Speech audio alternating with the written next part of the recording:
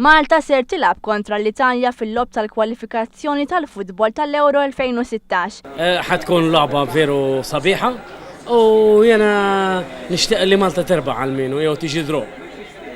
Ifimni, hemm differenza qawwija bejn is-saħħa taż-żewġ timijiet, però Malta dejjem urrit qabel kbira kontra dan it-tip ta' timijiet u naħseb dejjem qatat figura tajba u hekk se tarġa' tagħmel dit-darba. Forza Malta. Naħseb illi għandna naqa' forsi ċans li nirbħu. Ma minn ħażhom inti.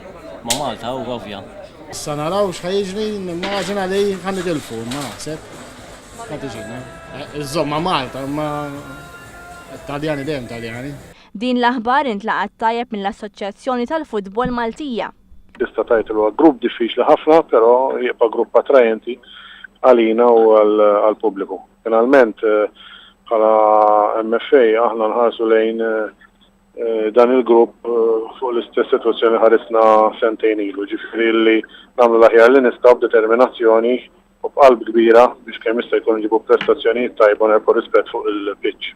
Iż-żewġ pajjiżi kienu diġà labu kontra xulxin riċentament fil-lob ta' kwalifikazzjoni tat-Tazza tad-Dinja f'Malta titlef għad-darbtejn li huma 2-2. Fl-istess grupp tagħna apparti l-Italja sar ikun hemm Azerbajġan, Bulgarija, Norveġja u l-Kroazja. Żgur li jirbaħ min jirbaħ kemm id-dilettanti kif ukoll in-negozjanti ħadu gost b'din l-aħbar.